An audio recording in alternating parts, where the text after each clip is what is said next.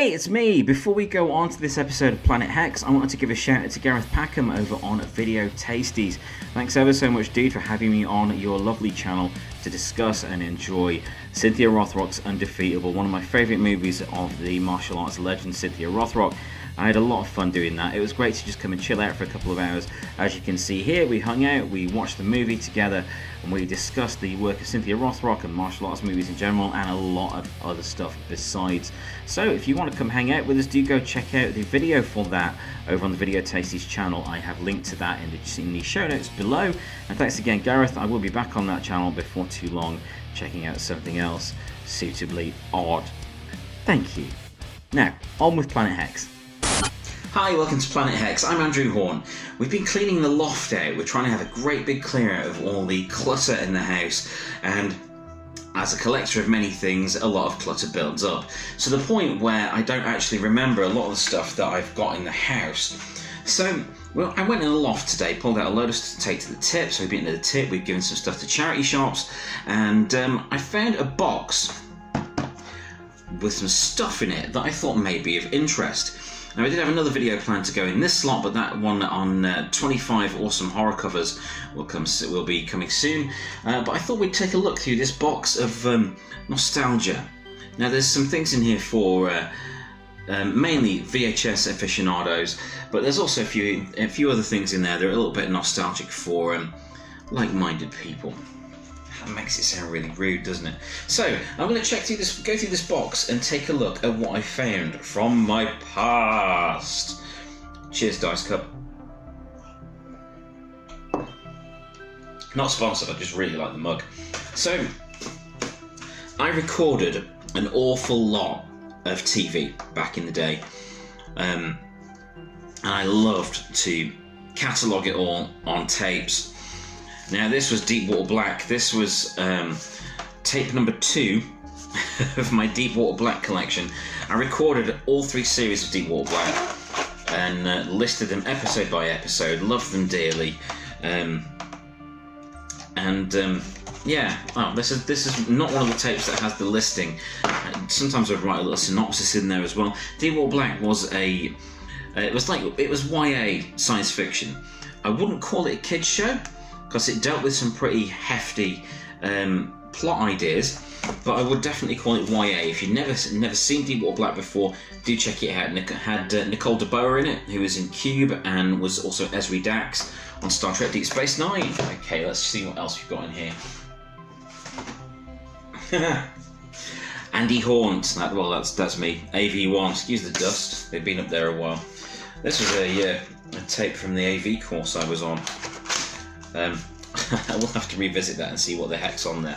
Probably animations. I was trained how to do animation and things like that. Oh, awesome! Here's this takes you back. Woolworths. Not seen a Woolworths around here for a long, long time. This was the Star Trek 30th anniversary show, so that dates it for you. So, as you can see, I labelled it. I made good use of the labels that came with tapes. So this has introduction, and then a quiz. Boldly go where no quiz has gone before. Star Trekkers, Science: The Final Frontier, Spoof Trek, Star Trekkers again, Star Trek: The Story, Funk Me Up, Scotty, Star Trekkers again, and then Star Trekkers again. And at the end, I've listed in my scrawly writing from the mid-90s several episodes of Deep Space Nine. You know what? I'm going to have to revisit that. Yeah, no tape mould. No tape mould.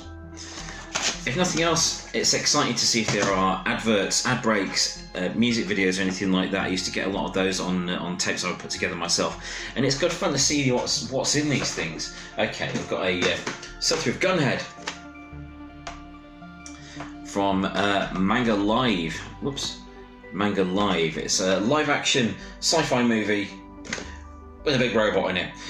It's not quite as like Gundam stroke, well, every other mech type thing as it looks on the cover, as the mech is on like tank tracks. But this is a really good effort. This is a really good attempt at making like a live-action mech anime. It's really impressive. Do check it out, Gunhead, without an A, I do recommend that. It's entertaining. It's a good action movie.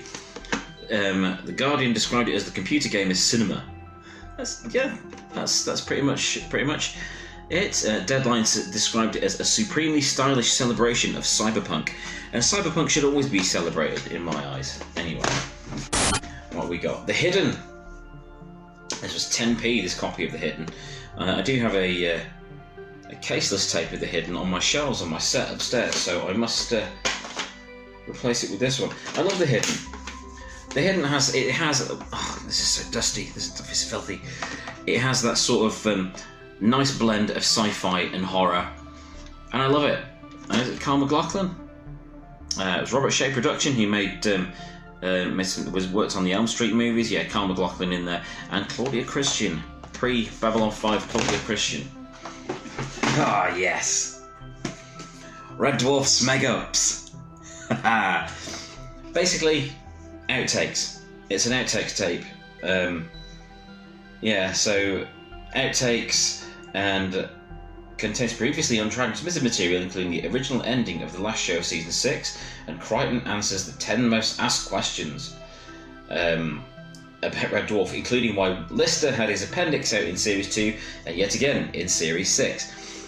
I love outtakes tapes. My other favourite one alongside this was Bottom Fluff from the Bottom TV series, because Bottom was glorious with Rick Mail and Aid Edmondson. What else have we got in here? See, this isn't all just horror or genre stuff. This is I love these. This is stuff that was on my shelf for years that I loved and enjoyed, and it's never really parted with it. I think they may have to find a place on the VHS shelves upstairs. It's Monty Python and the Holy Grail. It's just a flesh wound. What else have we got here? Ooh! Tinsel. Christmas decorations are up there. Run Lola Run. Awesome film. Awesome film. Iconic. Really influential on a lot of modern cinema, and I do recommend you check that out. I got this from a library, withdrawn from sale. I do recommend you check that out, and also the soundtrack album is incredible. Great soundtrack to that. Oh, aside from VHS, this is an interesting one. Mega Drive instruction manuals. Back from my original Sega Mega Drive days. So these ones, I'm not really that attached to these. So these will go on my eBay page this week. So if you need any Mega Drive manuals, feel free to check these out. So we've got Super Thunderblade. I got Streets of Rage 1. Love that game. I love Streets of Rage 1. Alien Storm, still fun today. Great colour palette to it. Looks so fun. Great audio, great music to it. Great fun, that game. Super Monaco GP, one of the few racing games I actually really liked. And sometimes I channel that when driving now. Really shouldn't. The Revenge of Shinobi, another great favourite from the Mega Drive days. And finally, Golden Axe, which I do still play with the kids. Look at the artwork on that. Just fantastic artwork. And I miss the days of awesome painted artwork. I love the Streets of Rage one as well. Awesome. God, my hands filthy from this stuff. So those are going to go on eBay.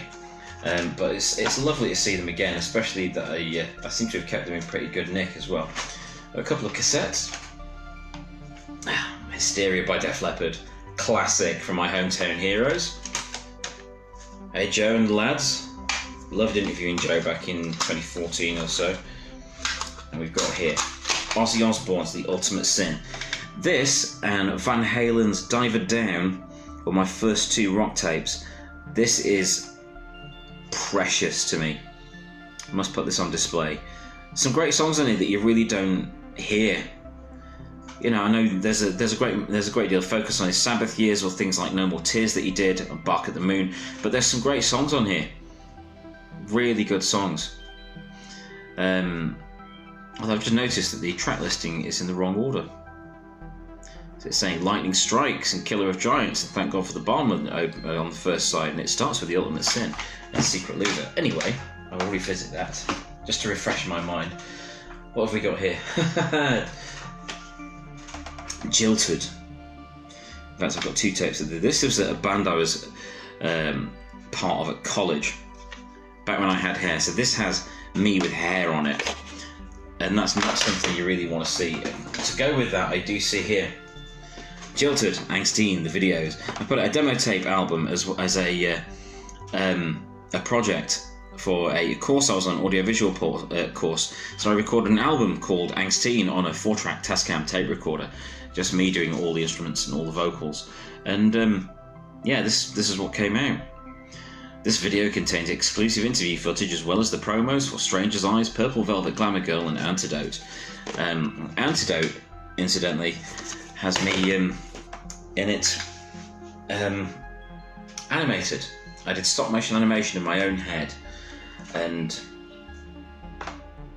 why did I bother? How far did it get me? Oh well, I had fun doing it anyway. What else have we got in here? We've got another of my TV tapes. You see, this is where I was getting really into recording stuff, and I put together these tapes with actually drawn logos on. So I got Highlander the Raven, love that show. We've got The Demolitionist, the low budget RoboCop knockoff movie. We got Star Trek Voyager, Lex, and Babylon 5, and Dark Skies, an episode of Dark Skies as well. Yeah, I didn't put a list in there, but they're all listed on the tape. I took a lot of pleasure in making labels for things, so they would look good on a shelf. Well, I say look good, so that it would be easily referenced on a shelf. But it's lovely to see these things again. Proper nostalgia blast. What have we got here? Freaks!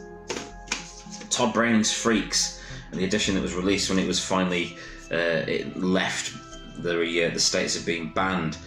A film that has a very strange atmosphere to it. It is a hard watch.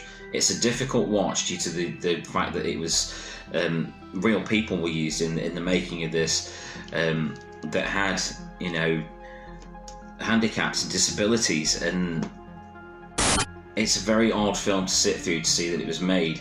The last 10 minutes are terrifying. I recommend seeing the last 10 minutes. What else have we got here? We've got from renowned horror classics to The Hills Have Eyes Part 2. I love Wes Craven dearly, and I love The Hills Have Eyes. I love Michael Berryman, glorious stuff, but it was not the sequel that it could have been, and it's very dusty. But I do love the cover art. I love painted cover art. That is just the right level of schlock and kitsch and mad starry-eyed freakiness that makes me very happy indeed. Okay, let's barrel through some more of these. We've got It, the TV version with Tim Curry, the better version. We've got the normal standard release of Inferno, Dario Argento's movie. Love Inferno. My favourite version of Inferno though is the Arrow Video DVD box set that had some cool stuff in it. Great movie either way. Very chilling atmosphere. But watch Suspiria first. The original, not the remake. Ooh, okay. We've got Metal Hammer cover CDs. I was a sucker for cover CDs. Anything that had a tape or a CD on it, I would buy that. We've got Enemy Mine. Yes. Oh, what a movie.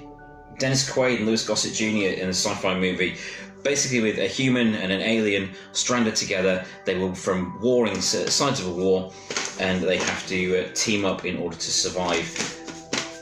Great film. Great film. Does not get enough reference, enough love in the modern age, and that is a shame, man. It's a shame. A Masada cassette. It's a demo tape that I ordered from Kerrang one time. My ancient Fear Factory beanie. God, I loved Fear Factory at the time. Demanufacture was a great album. What else have we got here? We've got a Mega Metal Kerrang from about 1984. It's an AOR melodic rock special. I may have to go through that. What has Lou Gramm done to himself there? Yeah, he looks rather in pain there. Not sure what's going on there, the AOR-ness of it all. Okay, so we've got to the last 4 tapes in this box. So we've got Oh, I need to rewatch this in all of its cheesiness. This is Terminal Force, starring Brigitte Nielsen, of all people, as a futuristic warrior that comes from a dystopian, war-torn future into our time. And it's like Terminator, but with a good guy, basically. And I love this because this was a relatively low-budget movie that really stretched itself in terms of what it tried to achieve with its visuals. And yeah, Brigitte Nielsen is as cheesy as ever, like in Red Sonja, but this is a watchable movie. Just try to ignore the what the cover's like, 'cause it's not entirely like that, the movie. Really recommended though, do check that out, it is a lot of fun. Let's put Terminal Force over there. We've got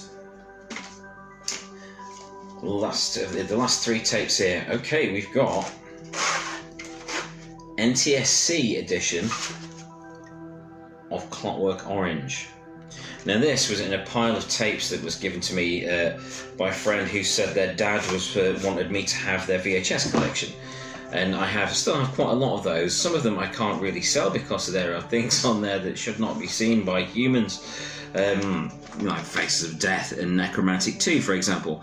And Clockwork Orange, I'm not a huge fan of the classics. I can appreciate it for what it is, but I'm not a massive fan of it.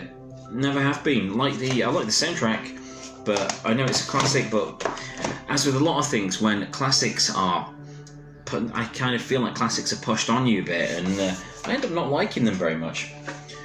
Children of Ravensback, otherwise known as The Children, about a bunch of kids who go through a toxic cloud that turns them into murderous zombies that can melt people by hugging them. It freaked the hell out of me, this. I got this for $1.99 from a market when I was 13. One of the market stores that would sell me horror videos when I was clearly underage, so...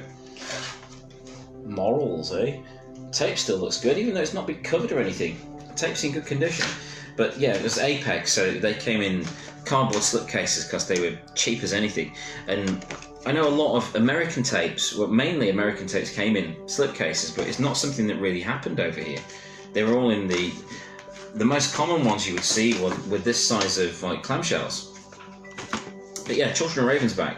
There's some creepy effects in it where people get melted by their own children, and a horrific ending. Although that is cut, it still freaks me out. On to the last tape of this box, and it's a good one. Here's some proper nostalgia for, I think, everyone of my age or around my age. We've got X-Rental, big box, Back to the Future. Now, I love the Back to the Future movies, even the third one, because they speak to me. They speak to that era and an interest in the 80s culture and that sort of entertainment. First one is my favourite by far. I know a lot of people have a lot of love for the second. First one is my favourite by far. I feel more connected to Marty McFly in this. And it's just one of those things that you never really forget when you've seen it. I see that it's on CRC Video, and it's dates from before PG logos had the BBFC 1985 text behind the logo. Let's have a look what state the tape's in. Any mould? So we've still got CIC rental box on it. The sticker's not in great shape. It's got some tape on it, but there's no mould. Don't see any. No mould. And it's got the lovely Please Rewind tape after use sticker on from the classic video era. So there may well be some more stuff in the loft that I've not found yet, but I'm really pleased to have come across these again and just enjoy going through the box, because that's so cool seeing these things.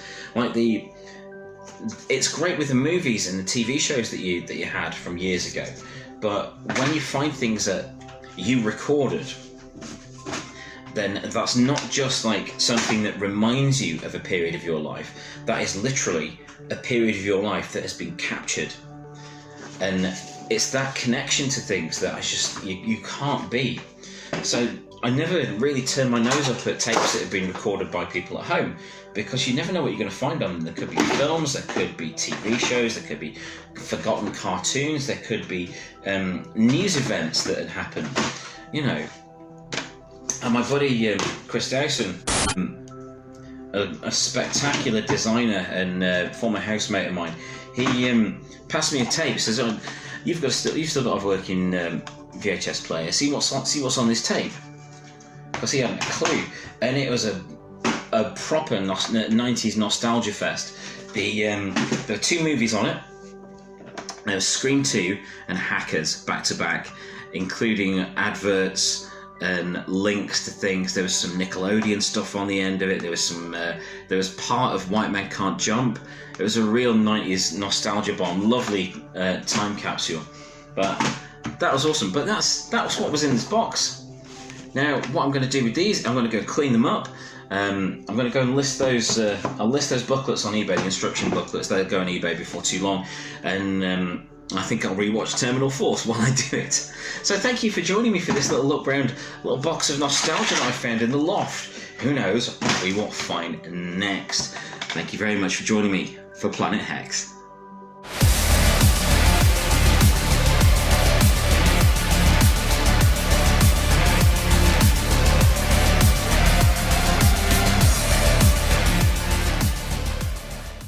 Thank you for watching. Please subscribe and validate my existence.